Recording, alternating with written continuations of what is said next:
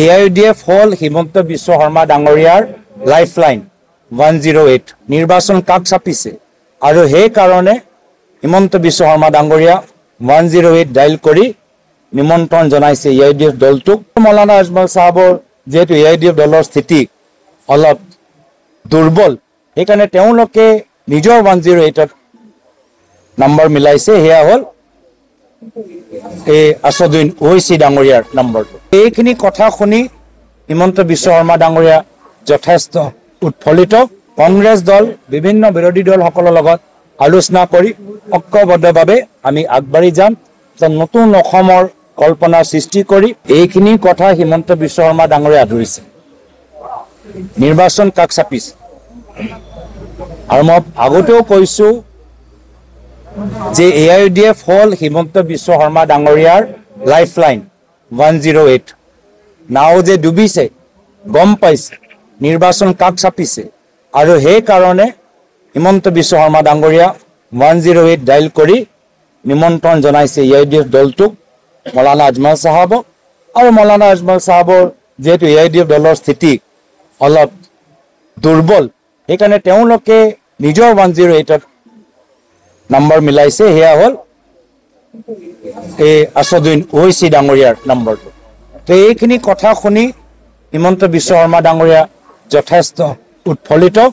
কিন্তু আমি কংগ্ৰেছ দল বিভিন্ন বিৰোধী দলসকলৰ লগত আলোচনা কৰি ঐক্যবদ্ধভাৱে আমি আগবাঢ়ি যাম।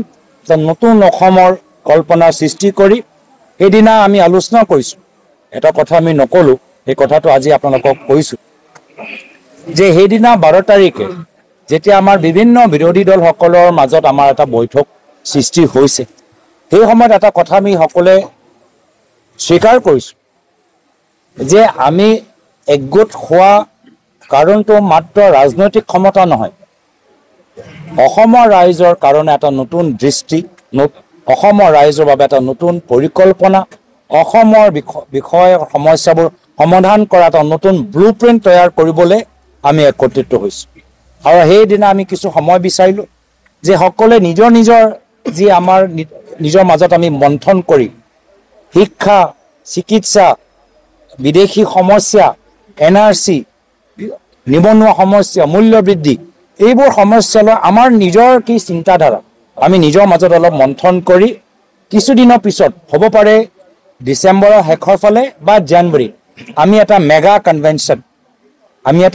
কনভেনশ্যন এটা আয়োজন কৰিম, য'ত আমি ভাবি থকা কথাখিনি আমি ৰাইজৰ মাজত লৈ যাম যে কেনেদৰে আগন্তুক দিনত বিৰোধী দলসকলে অসমৰ সমস্যা সমাধান কৰিবলৈ বিচাৰে এটা চিন্তা আমি প্ৰকাশ কৰিছোঁ আৰু সেই দৃষ্টিৰে আমি আগবাঢ়ি যাম। এইখিনি কথা হিমন্ত বিশ্ব শৰ্মা ডাঙৰীয়া আদৰিছে। নিৰ্বাচন কাষ চাপিছে আৰু মই আগতেও কৈছোঁ যে AIUDF হল হিমন্ত বিশ্ব শৰ্মা ডাঙৰীয়াৰ লাইফলাইন 108 নাও যে ডুবিছে গম পাইছে, নিৰ্বাচন কাষ চাপিছে আৰু সেই কাৰণে হিমন্ত বিশ্ব শৰ্মা ডাঙৰীয়া 108 ডাইল কৰি নিমন্ত্ৰণ জনাইছে AIUDF দলটোক, মৌলানা আজমল সাহেবক। আৰু মৌলানা আজমল সাহেবৰ যেহেতু AIUDF দলৰ স্থিতি অলপ দুৰ্বল সেইকাৰণে তেওঁলোকে নিজৰ 108ত নম্বৰ মিলাইছে। সেয়া হ'ল আছাদুদ্দিন ওৱেইচি ডাঙৰীয়াৰ নম্বৰটো। তো এইখিনি কথা শুনি হিমন্ত বিশ্ব শৰ্মা ডাঙৰীয়া যথেষ্ট উৎফুল্লিত।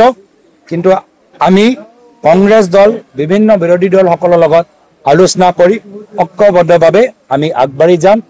নতুন অসমৰ কল্পনা সৃষ্টি কৰি সেইদিনা আমি আলোচনা কৰিছোঁ।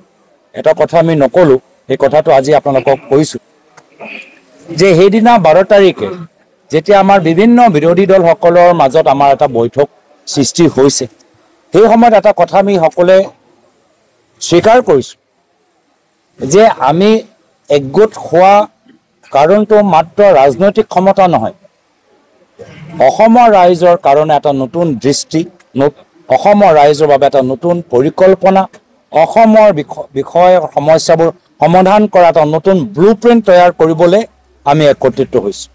আৰু সেইদিনা আমি কিছু সময় বিচাৰিলোঁ যে সকলোৱে নিজৰ নিজৰ যি আমাৰ নিজৰ মাজত আমি মন্থন কৰি শিক্ষা, চিকিৎসা, বিদেশী সমস্যা, NRC, নিবনুৱা সমস্যা, মূল্য বৃদ্ধি, এইবোৰ সমস্যালৈ আমাৰ নিজৰ কি চিন্তাধাৰা আমি নিজৰ মাজত অলপ মন্থন কৰি কিছুদিনৰ পিছত হ'ব পাৰে ডিচেম্বৰৰ শেষৰ ফালে বা জানুৱাৰী আমি এটা মেগা কনভেনশ্যন এটা আয়োজন কৰিম, য'ত আমি ভাবি থকা কথাখিনি আমি ৰাইজৰ মাজত লৈ যাম যে কেনেদৰে আগন্তুক দিনত বিৰোধী দলসকলে অসমৰ সমস্যা সমাধান কৰিবলৈ বিচাৰে এটা চিন্তা আমি প্ৰকাশ কৰিছোঁ আৰু সেই দৃষ্টিৰে আমি আগবাঢ়ি যাম।